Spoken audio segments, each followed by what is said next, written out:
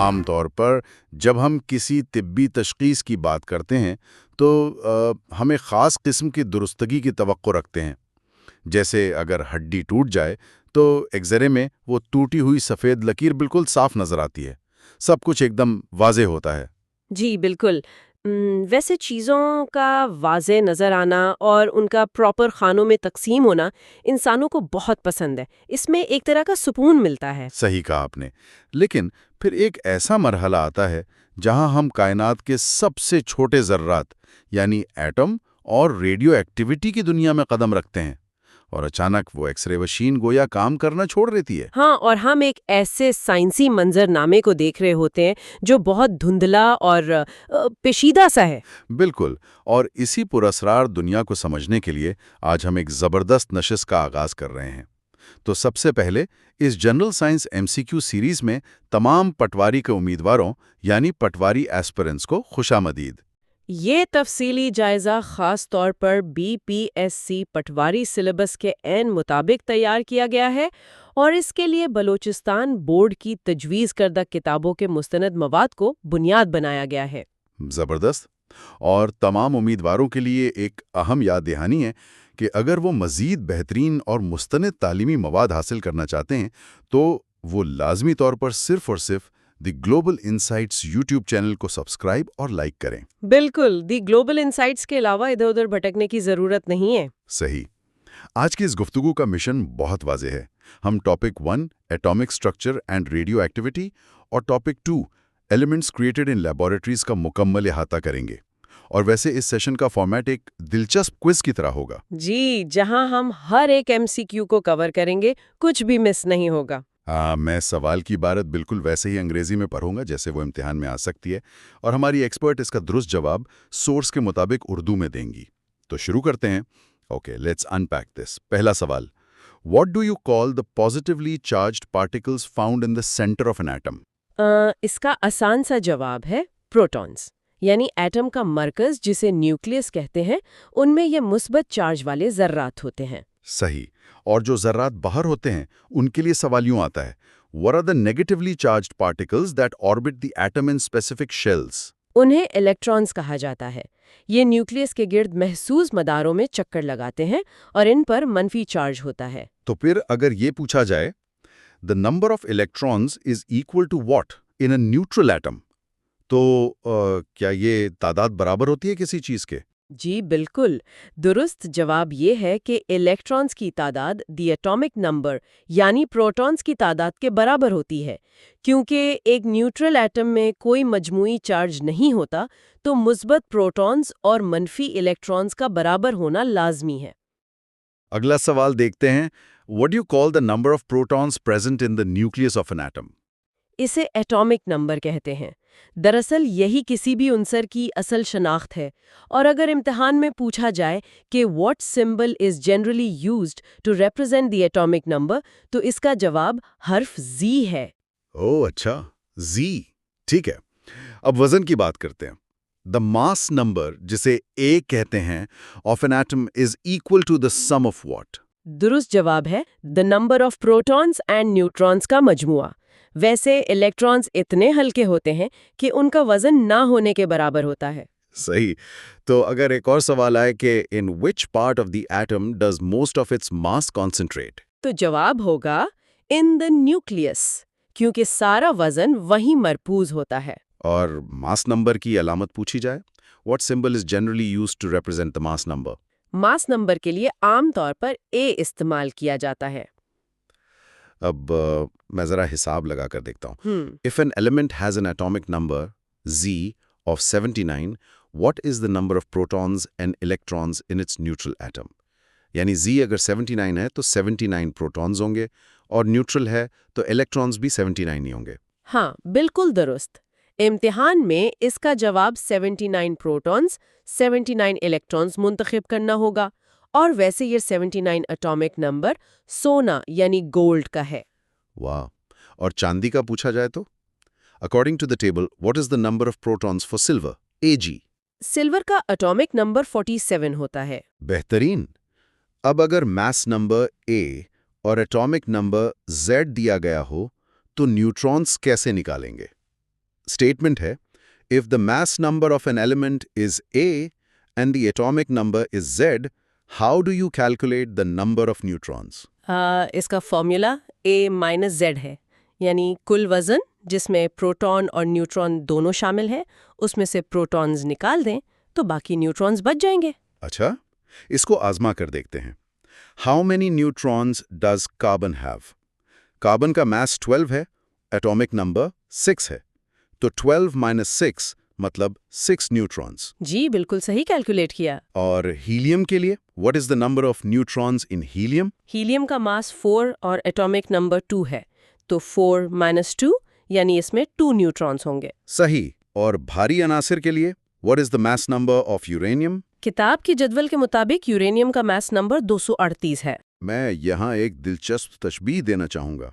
तसव्वुर किया जाए कि एटम का न्यूक्लियस एक इंतहाई गुंजान आबाद शहर का मरकज़ है, जहाँ दर्जनों प्रोटॉन्स सख्ती से जुड़े बैठे हैं और इलेक्ट्रॉन्स मुज़ाफ़ाती इलाकों की तरह दूर चक्कर लगा रहे हैं। अच्छी मिसाल है। लेकिन इतने सारे मुस्बत चार्ज वाले प्रोटॉन्स एक ही जगह पर एक दूसरे को ढकेल कर बाहर क्यों नहीं निकल आते?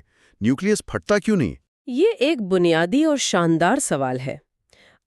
इन प्रोटॉन्स को आपस में जोड़े रखने के लिए कायनात की सबसे ताकतवर कशिश, जिसे स्ट्रॉन्ग न्यूक्लियर फोर्स कहते हैं, काम करती है। न्यूट्रॉन्स इस न्यूक्लियस के अंदर एक तरह की गोंद का किरदार अदा करते हैं। कमाल है। अब आइसोटोप्स की तरफ चलते हैं। What are atoms of the same element that have the same atomic number but different mass numbers called? उन्हें आइसोटोप्स कहा जाता है। What causes the difference in mass among isotopes of the same element? और इसके साथ ही what is the common characteristic among all isotopes of a single element? मास में फर्क की वाहिद वजह डिफरेंट नंबर ऑफ न्यूट्रॉन्स है, जबकि इनकी मुश्तरका खुसूसियत देयर एटॉमिक नंबर है जो कभी नहीं बदलता, यानी वो एक ही उनसर के मुख्तलिफ वर्जन्स होते हैं। सही। हाइड्रोजन के आइसोटोप्स अक्सर एग्जाम में आते हैं। How many neutrons are in the nucleus of the hydrogen isotope protium, deuterium and tritium? देखें, प्रोटियम में कोई न्यूट्रॉन नहीं होता, यानी 0। ड्यूटेरियम में 1 न्यूट्रॉन होता है और ट्रिटियम में 2 न्यूट्रॉन्स होते हैं। एक हैरानकुन सवाल जो किताब में है, Which element mentioned in the textbook has 10 isotopes? और उसके साथ how many naturally occurring isotopes of tin are there? Tin के 10 नेचुरल आइसोटोप्स होते हैं। इसकी वजह ये है कि इसमें प्रोटॉन्स की तादाद 50 है, जो न्यूक्लियर फिजिक्स में एक मैजिक नंबर समझा जाता है। ये नंबर न्यूक्लियस को ऐसी मजबूती देता है कि वो बिखरे बिना मुख्तलिफ न्यूट्रॉन्स संभाल लेता है। ओह अच्छा, मैजिक नंबर। जबरदस्त। Most isotopes are found in what form? ज्यादातर आइसोटोप्स नेचुरली अकरिंग यानी कुदरती तौर पर पाए जाते हैं। यूरेनियम का जिक्र करते हैं। What is the mass number of the uranium isotope that has 146 neutrons? और how many total isotopes of uranium are mentioned in the textbook? Uranium के 92 प्रोटॉन्स और 146 न्यूट्रॉन्स मिलकर 238 का मास नंबर बनाते हैं, और किताब में इसके मजमूई तौर पर 3 आइसोटोप्स का जिक्र है। एक तनासुब का सवाल है। According to the table, which element has a neutron to proton ratio of exactly 1:1? इसका जवाब हीलियम और कार्बन है। हीलियम में 2 प्रोटॉन और 2 न्यूट्रॉन है और कार्बन में 6 और 6, तो तनासिब बिल्कुल बराबर है। अब हम रेडियो एक्टिविटी की खफाइना शोओं की बात करते हैं। Who accidentally discovered the phenomenon of radioactivity in 1896? और what material did Henry Becquerel use? ये दरियाफ्त हेनरी बेकरल ने इत्तफाकिया तौर पर की थी। उन्होंने यूरेनियम सॉल्ट का इस्तेमाल किया था। What observation led Becquerel to hypothesize that invisible rays were being emitted? उन्होंने देखा कि अंधेरे दराज में रखे होने के बावजूद the uranium left marks on the photographic plate. इससे साबित हुआ कि मादे से खुद ब खुद कुछ शुआएं निकल रही हैं। सही।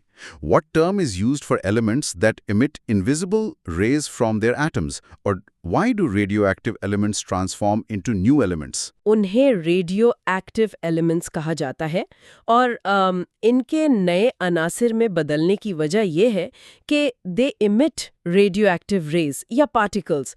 जब न्यूक्लियस से कुछ हिस्सा निकल जाएगा तो जाहिर है उसकी पहचान ही बदल जाएगी ना। बिल्कुल सही।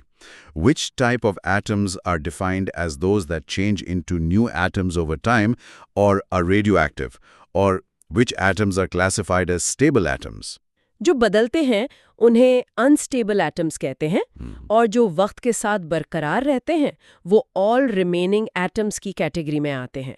अगला सवाल थोड़ा ट्रिकी है। Which naturally occurring element is generally the heaviest stable element mentioned, with all elements heavier than it being radioactive? और एक MCQ के ऑप्शंस हैं। Which of the following elements has natural isotopes that are radioactive, जिसमें tin, aluminium, potassium और lead दिए गए हैं? Answer lead यानी सीसा है। इससे भारी तमाम एलिमेंट्स के न्यूक्लियस इतने बड़े होते हैं कि स्ट्रॉन्ग फोर्स उन्हें जोड़ नहीं पाती, इसलिए वो रेडियोएक्टिव होते हैं। और आपके दिए गए ऑप्शंस में पोटेशियम के कुदरती आइसोटोप्स रेडियोएक्टिव होते हैं। सीसा गोया कुदरत की आखिरी सरहद है जहां तक चीजें स्टेबल रहती हैं। अब इन शुआओं की एग्जाम पर आते हैं। How many types of rays or particles emerge from the nucleus of unstable atoms? Or what are the 3 types of nuclear radiations called? बुनियादी तौर पर 3 किस्म की शुआएं निकलती हैं जिन्हें अल्फा पार्टिकल्स, बीटा पार्टिकल्स और गामा रेडिएशंस कहते हैं। बारी-बारी इनको देखते हैं। What is the composition of alpha particles? What kind of charge do they carry? Or what is their approximate speed compared to light? Alpha particles दरअसल helium nucleus होते हैं, यानी 2 प्रोटॉन और 2 न्यूट्रॉन्स। इन पर पॉजिटिव चार्ज होता है और इनकी रफ्तार रोशनी की रफ्तार का 1/10 होती है। How far can alpha rays typically travel in the air? Or which type of radiation listed has the lowest penetrating power? ये हवा में ओनली अ फ्यू सेंटीमीटर्स तक सफर कर सकते हैं और इनकी पेनिट्रेटिंग पावर सबसे कम होती है क्योंकि एटॉमिक स्केल पर अल्फा पार्टिकल बहुत बड़ा और भारी होता है। इसे कागज या इंसानी जिल्द भी आराम से रोक लेती है। सही। What is the composition of beta particles? Or beta particles carry what type of charge? Beta particles basically high speed electrons होते हैं और इन पर नेगेटिव चार्ज होता है। How far can beta particles typically travel in the air? Or which material is capable of stopping beta particles? Beta चूंकि हल्के होते हैं इसलिए वो up to a few meters तक हवा में जा सकते हैं और उन्हें रोकने के लिए कम से कम एल्यूमिनियम की चादर दरकार होती है। When beta particles are stopped by a heavy metallic barrier, what phenomenon is produced as a result? जब ये किसी भारी धात से टकराते हैं तो इनकी तवानाई एक्स-रेज की सूरत में खारिज होती है। वाह। अब gamma की बात। What is the composition of gamma radiation? Or what kind of waves are gamma radiations? Gamma radiations असल में ज़र्रात नहीं है बल्कि इलेक्ट्रोमैग्नेटिक रेडिएशंस हैं। Gamma radiations possess which characteristics regarding wavelength and energy? Or at what speed do gamma radiations travel? इनकी very short wavelength और very high energy होती है और ये द स्पीड ऑफ लाइट से सफ़र करती हैं। Which material is needed to effectively block gamma radiation? Or why are gamma rays more penetrating than alpha or beta particles? और इसलिए है कि they have very high energy and no mass, जब वजन और चार्ज ही नहीं तो किसी से टकराए बिना गुजर जाती हैं। जबरदस्त। अब इनके इस्तेमाल की तरफ आते हैं। What general term is used for isotopes that emit radiation?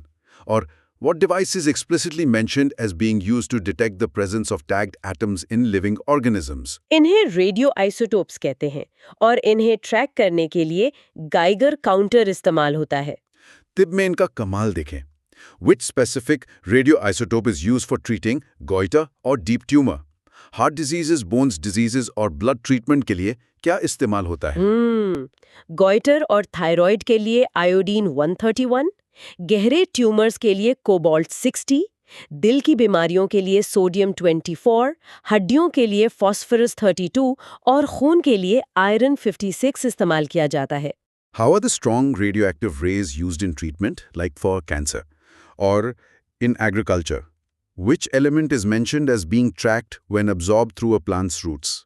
Cancer में इन्हें फोकस्ड टू बर्न और डिस्ट्रॉयड डिजीज्ड सेल्स के तौर पर इस्तेमाल करते हैं। ज़रात में जड़ों से केमिकल का जज्ब होना देखने के लिए फास्फोरस 32 इस्तेमाल होता है। ये कितना अजीब और शानदार है कि जो शुआएं इंसान को मार सकती हैं, इंसान ने उन्हें कंट्रोल करके बीमार खलियों को जलाने का काम ले लिया। अब हम न्यूक्लियर फिजन पर आते हैं। What is the process of a heavy nucleus splitting into lighter nuclei called? और what initiates the fission process in a uranium-235 nucleus? भारी न्यूक्लियस के टूटने को फिजन कहते हैं। इसकी शुरुआत के लिए स्लो न्यूट्रॉन को यूरेनियम की न्यूक्लियस में दाखिल किया जाता है, जो उसे अनस्टेबल कर देता है। What two new elements does a uranium atom transform into after it splits? और how many new neutrons are typically emitted?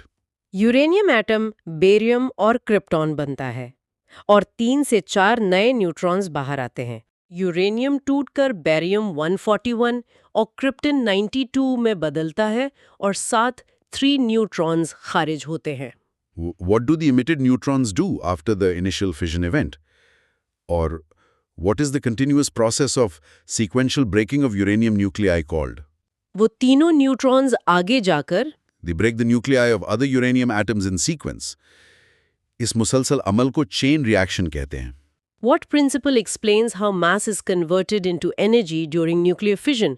और फिजन में जो मास डिफरेंस होता है उसका क्या होता है? इसकी वजाहत आइंस्टाइन की मास एनर्जी इक्विवेलेंस थ्योरी यानी E=mc² से होती है। फिजन के बाद थोड़ा सा मास गायब हो जाता है क्योंकि it appears in the form of energy. The energy released during fission consists of what two components? ये kinetic energy of particles और gamma rays पर मुश्तमिल होती है। What is the consequence if the chain reaction is not controlled? Or the destruction caused by an atomic bomb is due to what? अगर control ना किया जाए तो the immense energy produced will destroy everything in that place. Atom bomb की तबाही भी इसी वजह से होती है। सही। What is the result of controlling the chain reaction? Or what must be done to make this energy usable for practical purposes? Control करने पर this immense energy is being used for useful work, यानी हम इससे बिजली बनाते हैं और उसके लिए ज़रूरी है कि हम control the chain reaction.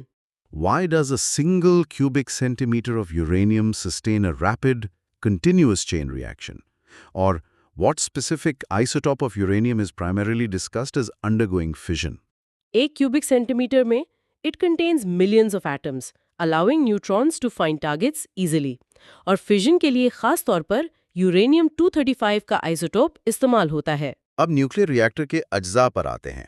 How many major components does a nuclear reactor have? और वो क्या हैं? रिएक्टर के 4 बुनियादी हिस्से हैं।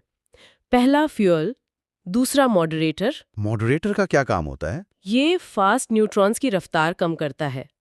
तीसरा हिस्सा कंट्रोल रॉड्स हैं टू एब्जॉर्ब न्यूट्रॉन्स और चौथा कूलेंट है टू एब्जॉर्ब एनर्जी और उसे यूजफुल फॉर्म में बदलना। Why do the newly emitted neutrons need to be slowed down? Or what substance is commonly used as a moderator? What is the composition of heavy water? उन्हें सुस्त करना इसलिए जरूरी है क्योंकि they are too fast to collide with other nuclei effectively. Moderator के लिए graphite या हेवी वाटर इस्तेमाल होता है।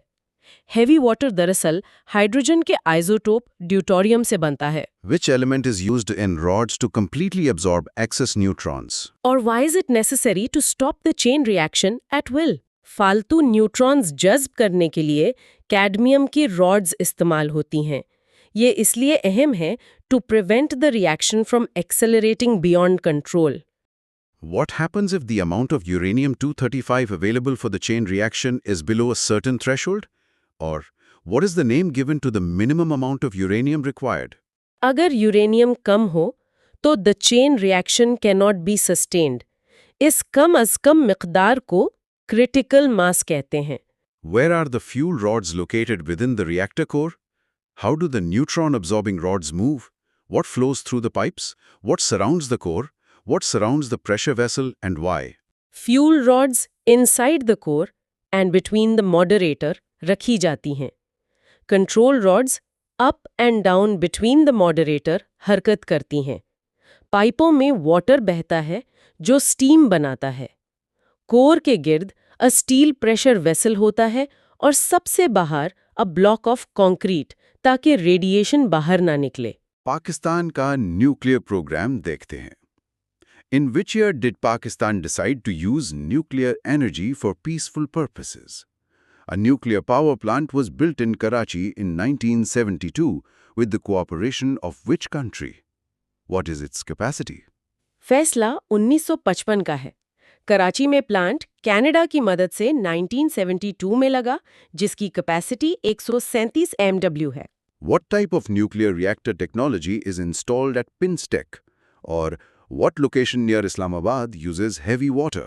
इस्लामाबाद के करीब पिंसटेक में रिसर्च रिएक्टर है, जहां हेवी वाटर इस्तेमाल होता है। In which fields is nuclear technology being promoted in Pakistan? Or where is a high-grade nuclear institute for agriculture research located? Energy के अलावा एग्रीकल्चर, मेडिसिन एंड इंडस्ट्री में भी। ज़राअत का इदारा NIFA पेशावर में है। एक और हैरानकुन सवाल। The total fission of 1 kilogram of uranium-235 produces energy equivalent to burning approximately how much coal? 3 million kilograms, यानी 30 लाख किलोग्राम कोयला। जरा सोचिए, सिर्फ 1 किलो यूरेनियम और 30 लाख किलो कोयले के बराबर तवानाई, ये वाकई होश उड़ा देने वाला स्केल है। अब जरा फ्यूजन की तरफ चलते हैं, यानी जमीन पर सितारे बनाने का अमल। In which process do light elements such as hydrogen combine to form a relatively heavier element like helium? हल्के एटम्स के जुड़ने को फ्यूजन कहते हैं। How does the amount of mass after a fusion reaction compare to the total mass of the initial light elements? Or what extremely high temperature is required to start the fusion process? यहाँ भी the final mass is less and difference becomes energy। और इस process के लिए कम से कम approximately 10 million degree Celsius दरकार होता है। 1 crore degree. Where in nature does the fusion process continuously occur? Or the energy released spreads out in what forms? कुदरती तौर पर ये in the centres of stars होता है और तवानाई light and other radiation waves की शक्ल में निकलती है। What process is used to create non-controlled energy in a hydrogen bomb? A hydrogen bomb's core contains what device? What surrounds the atom bomb core? What initiates the fusion reaction? Hydrogen bomb fusion पर काम करता है। उसके मरकज में An atom bomb होता है। उसके गिर्द a layer of a light element, such as tritium, होती है। जब एटम बॉम्ब फटता है तो वो इमेंस हीट पैदा करता है, जिससे ट्रिटियम में फ्यूजन शुरू हो जाता है।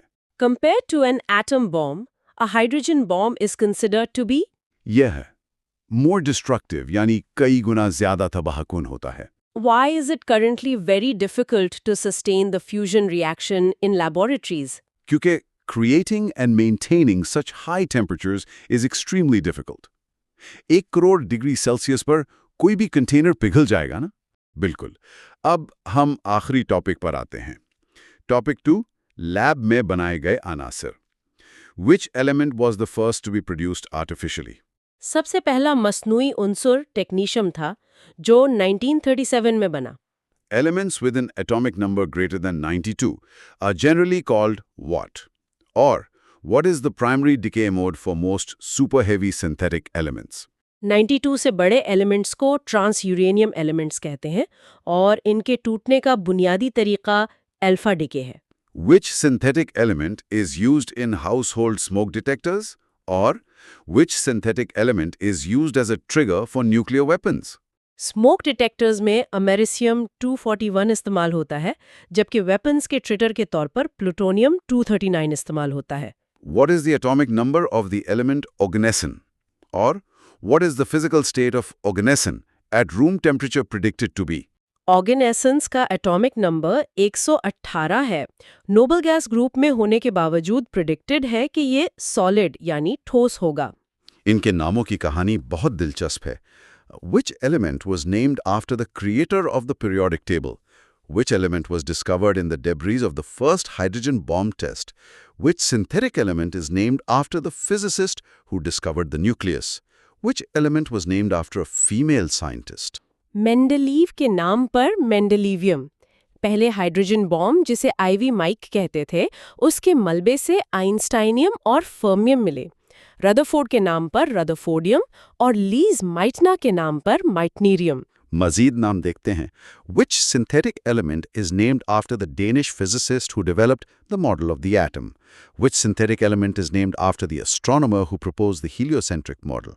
What is the atomic number of Darmstadtium? और मारी क्यूरी के नाम पर कौन सा है? नील्स बोर के नाम पर बोरियम है।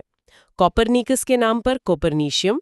डर्मस्टाडियम का एटॉमिक नंबर 110 है और क्यूरी के एजाज में क्यूरियम रखा गया। Which synthetic element was named after the Russian nuclear physicist Yuri Oganessian? ये ओगनेसॉन 118 है। जिंदा साइंटिस्ट के नाम पर नाम रखना वाकई मुनफरिद बात है। Which of the following is a synthetic radioactive element found in the lanthanide series? Lanthanide series में प्रोमेथियम वो वाहिद एलिमेंट है जिसका कोई स्टेबल आइसोटोप नहीं। The Transfermanium Wars refers to a dispute over what? ये the naming rights of elements 104 से 109 का तनाज़ा था जो अमेरिका, रशिया और जर्मनी के बीच चलता रहा।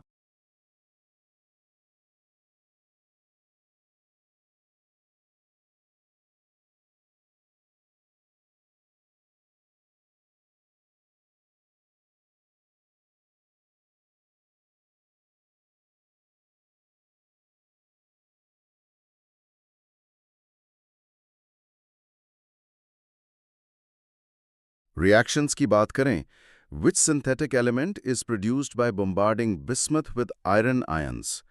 What target material was used to synthesize livermorium? Which element was synthesized by bombarding lead-2O8 with nickel-64? Which synthetic element is produced when americium-243 is bombarded with calcium-48? हाँ, bismuth और iron से माइटनेरियम बनता है। Livermorium के लिए curium 248 पर calcium की बमबारी की गई। लेड और निकल से डार्मस्टेटियम बना और अमेरिशियम पर कैल्शियम मारने से मॉस्कोवियम तैयार हुआ। Which element has the longest-lived isotope among the transactinides? Or which synthetic element has the longest-lived isotope with a half-life of 2.14 million years? ट्रांसएक्टिनाइड्स में सबसे तवील उम्र डबनियम की है, तकरीबन 28 घंटे। लेकिन मसनूई तौर पर ओवरऑल सबसे लंबी हाफ लाइफ नेपट्यूनियम 237 की है, जो कि 2 मंथ्स 4 मिलियन साल है। आखिरी सवाल, which synthetic element is used to treat certain types of cancer through targeted alpha therapy? इस मकसद के लिए एस्टेटीन 211 का इस्तेमाल किया जाता है। तो इस सब का आखिर मतलब क्या है? इंसानों का लैब में एटमों को इतनी तेजी से टकराकर कायनात के वो अनासिर तख्लीक करना जो शायद दुनिया में कहीं और मौजूद ही ना हो, एक साइंसी मौजज़े से कम नहीं है। आज हमने वाकई एक ज़बरदस्त सफ़र मुकम्मल किया। एटम के मरकज़ से लेकर तवानाई के राज और नए एलिमेंट्स की तख्लीक तक सब देखा। तमाम पटवारी उम्मीदवारों को याद दिलाएं कि बेहतरीन तैयारी के लिए the global insights YouTube channel को लाजमी सब्सक्राइब करें। जी बिल्कुल, इल्म का सफ़र जारी रहना चाहिए। और जाने से पहले एक सोचने की बात है। आज हमने 118 तक एलिमेंट्स लैब में बना लिए हैं। क्या पीरियोडिक टेबल की वाकई कोई आखिरी हद है, या मुस्तकबिल की लैब्स में साइंटिस्ट्स नाम निहाद आइलैंड्स ऑफ स्टेबिलिटी ढूंढ लेंगे जहां नए जादुई और स्टेबल एलिमेंट्स मिलेंगे? ये वो सवाल है जिसका जवाब सिर्फ आने वाला वक्त देगा। आज के लिए इतना ही।